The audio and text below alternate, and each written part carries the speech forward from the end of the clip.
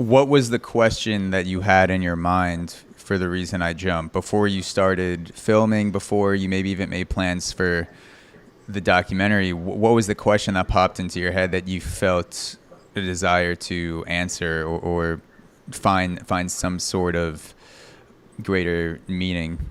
So, I mean, its starting point is this book by this 12-year-old Japanese boy in a Tokyo suburb who's, I guess, just at that age where he's starting to realize that perhaps, we all have this at 12 years old, that we're not the person that everyone else thinks we are, we're ourselves. Sort of thing. And in his case, it's kind of realizing that the world thinks of him as autistic and what that means. And so the book in a way is him asking lots of questions about that, and trying to anticipate the questions others ask. So, one of them is, why do I jump? And that's why the book's called The Reason I Jump. For me, it was what was striking about the book was that it conveyed this really sensory world, this very sensory experience in which images and sounds and vibrant colors and details and patterns and oscillations were things that Naoki described as kind of a world that he became immersed in to the exclusion of the context around it. And I kind of wondered,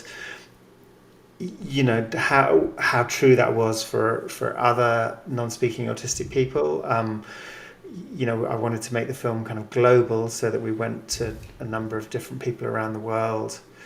And also, I guess for me, there was an interesting question about how could you make something that's like a cinematic equivalent of the book. So it's not really an adaptation, because the book is like a 58 questions and answers. Mm-hmm. It's got no plot, no character. But how could you make something that did the same job as the book does, which is take you into a very different experience of reality? Yeah, one of the questions, one of the questions that was a narrated passage in the movie, because like you said, it's based on the book written by Naoki, but he doesn't actually appear on film, but he does have narrated passages of what he wrote in the book, The Reason I Jump. One of those passages in the beginning said, can you imagine how your life would be if you couldn't say what you wanted?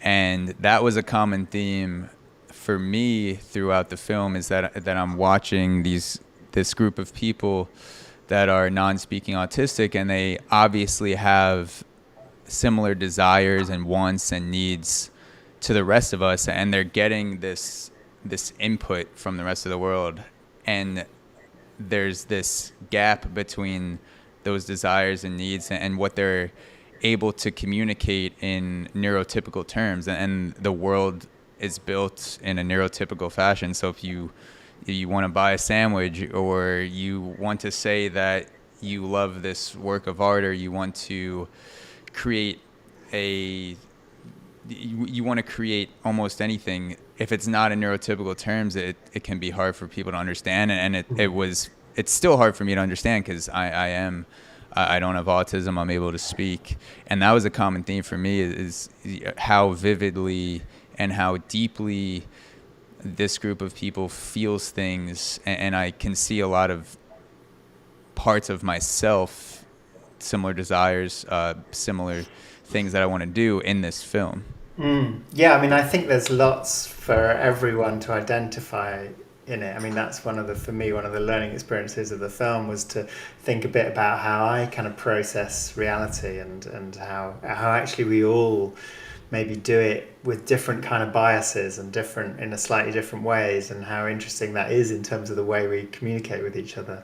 But I guess that thing about not being able to say what you're thinking is, you see a lot of frustration in the young people in the film. I think there's a kind of a real desire to not to be spoken for, or not to have the things that you want kind of just overridden because you can't speak. And we live in a very verbal world, I think, where if you don't speak, people think that you're stupid and you don't think. I mean, we really shouldn't think that, given someone like Stephen Hawking kind of, and you had to use a a device to speak in his later life, and clearly Yeah. was someone who could think some pretty sophisticated thoughts. So it's not. It's kind of, yeah. I think that I think we often neurotypically we often judge people just by their exterior and by what they say. Yeah.